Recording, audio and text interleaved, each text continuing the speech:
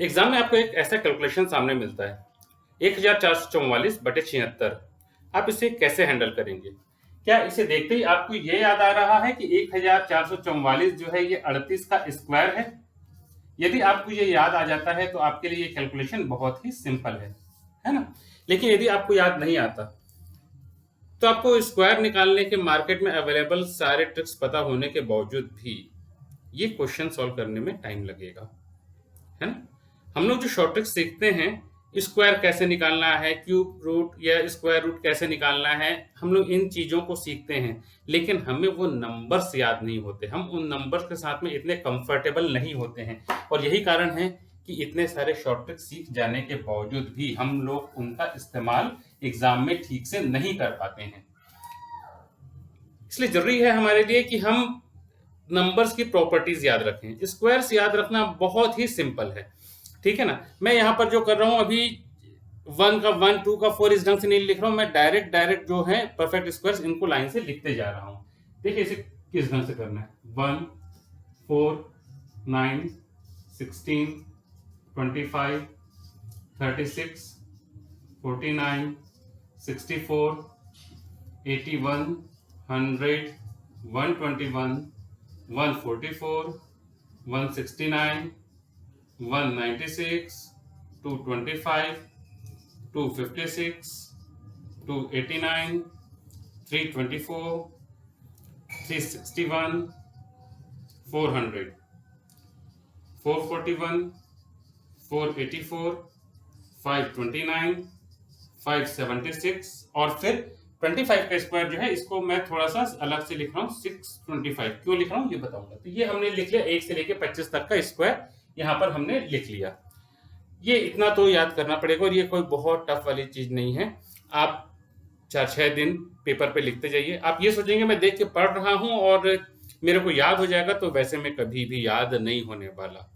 जैसे मैंने अभी लिखा है, आप एक पेन पेपर लीजिए और ऐसा लिखना शुरू कीजिए, ठीक है ना? अब यहाँ से इसके आगे देखते हैं। अभी हमने ऐसे लिखा, अब हम रिवर्स जाएंगे।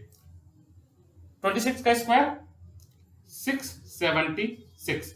आप ये देखिए यहाँ पर 76 रिपीट हो रहा है, ठीक है ना? 24 का स्क्वायर था 576 और 26 का स्क्वायर 676। 27 का स्क्वायर 729,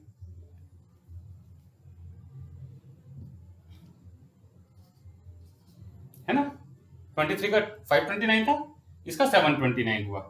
अब उसके बाद में फिर 784, 841, ठीक है ना? ये देखिए आप लास्ट 2 डिजिट जो है रिपीट होते जा रहे हैं। फिर 900, 961, 1024, 1089, 1156, 1225, 1296, 1369, 1444, 1521, 1600। ये बिल्कुल इसी ढंग से लास्ट 2 डिजिट सेम चलते जा रहे हैं, है ना? तो हमको यहाँ पे बहुत ज्यादा मेहनत करने की जरूरत नहीं है। एक बार हमने 25 तक का याद कर लिया तो 40 तक का तो हम ऐसे बना लेंगे। 40 से 60 और ज्यादा आसान है, हर बार 100 बढ़ाते जाना है ना? और ये जो है रिवर्स ऑर्डर में चलते जाएगा। ये देखिए ये आ रहा है 1681, 1764, 1849, 1936, 2025, 2116, 2209, 2304, 2401 और फिर 50 का स्क्वायर हमने यहां पर अलग से लिख लिया 2500, है ना? अब इसके बाद में 51 से फिर यहां से नीचे इस ढंग से आगे बढ़ेगा। 51 का स्क्वायर कितना होता है 2601। 52 का कितना हो रहा है 2704। 53 का कितना हो रहा है 2809, 2916। ये इस ढंग से आगे इसी ढंग से बढ़ता चलेगा। यहाँ 75 तक क्या है, फिर उसके 76 का इस ढंग से चलेगा। तो ये इस ढंग से हम स्क्वायर्स को अच्छे से याद कर सकते हैं। इंपॉर्टेंट ये है कि हमें इन चीजों की प्रैक्टिस करनी है, लिख लिख करके प्रैक्टिस करनी है। हमको दिमाग में ये छपा होना चाहिए कि जब हम मान लीजिए एग्जाम में देखते हैं 1936, तो हमको याद आना चाहिए कि ये 44 का स्क्वायर है, तभी हम 1936 का जो है प्रॉपरली यूटिलाइज कर पाएंगे, ठीक है?